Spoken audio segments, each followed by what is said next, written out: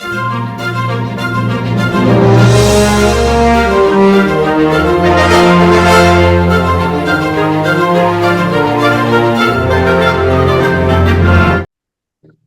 see. What was it like when you had your own gym and all that? What was that lifestyle like? Well, it was fun because I had a job and I didn't really know that much about the animals. I was too busy, working and kids going through school and college and all that. And it was different. I'd get up, go to work, and then, just come home and play with my dogs. But when my gym shut down because of COVID, I guess God had other plans for me. So it was nice. I still do fitness training. I can still move around for a 64-year-old and have some clients. And so it's still good. That's my passion too. And I need to stay fit for what I do, not only physically, but mentally. Got it. And Fire away, Brendan. First of all, I'd like to say thank you for what you do. You're doing an amazing job, and yeah, it's so sad that there's people out there that treat animals so badly, and yeah, everything like that. yeah, What sort of horses? I mean, sorry, dogs do you get into like the most breeds that you sort of get? Is it the big? You said that it was the bigger ones mostly.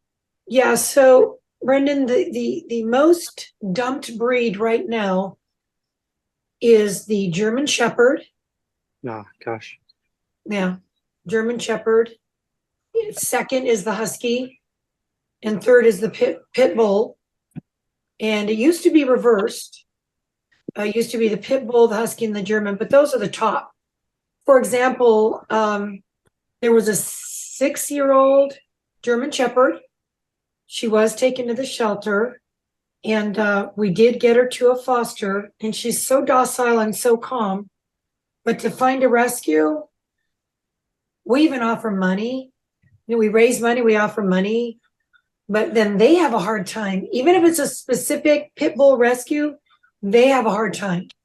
So those are the three top breeds.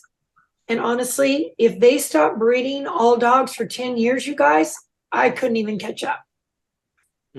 Just no way. It's like the ocean waves.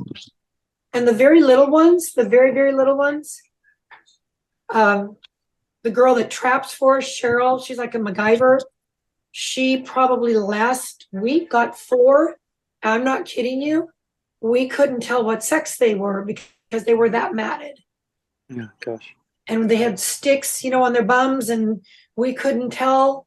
I wish I'm not that clever. I wish I could show you a picture. You could always go on our Bakersfield Stray page. I got my shirt, but once they're cleaned up, they get out within a week. But it's the poor big dogs that suffer so much. Yeah, it's a shame. It's such a shame that people like breed them and have so many, then they can't look after. They don't look after them, and they just let them go. It's terrible. Well, then they let them. You're right. They let them go. Yeah.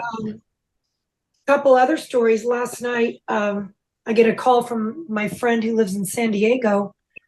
She said their sister was into drugs up north, and she said, "Could I go get her dogs?" And I said, "We don't have brick and mortar." And there were 6 puppies. I believe they were already passed away. They were in a little container. They were German Shepherd Husky mix, like I told you guys.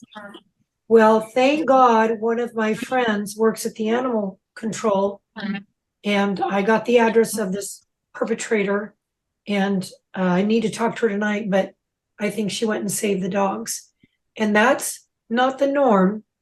It's the exception, not the rule, because that rarely happens.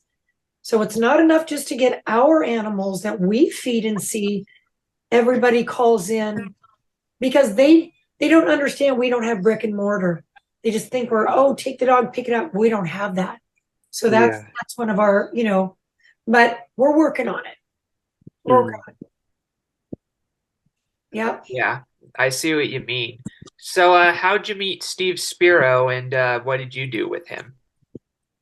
Well, quick funny story. I thought he was Australian for a long time. Just so you know that he's not. He's English. So I one day, 4.5, 5 years ago, I'm getting on the computer, you guys, and looking for rescues. I didn't know a thing about it, and I just Googled, and his name popped up. And as you know, he's got that big start, that transport. Great, great human. We would not be where we're at without Steve. We would not be here. I don't know where we'd be. Maybe one dog a month instead of maybe 6 or 7, and a possible brick and mortar spay and neuter clinic down the road. We wouldn't be anywhere without this man.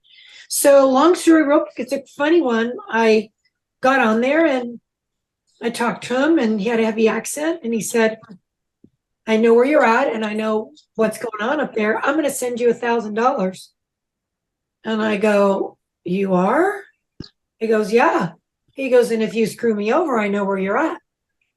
And I said, I'll give you my social security and my license. And he said, you don't have to do that. And we became friends from there. But seriously, without that man's heart, and I know he's super busy, he has a lot of other things going on besides his transport. Without that man, we wouldn't be, I would not be doing this.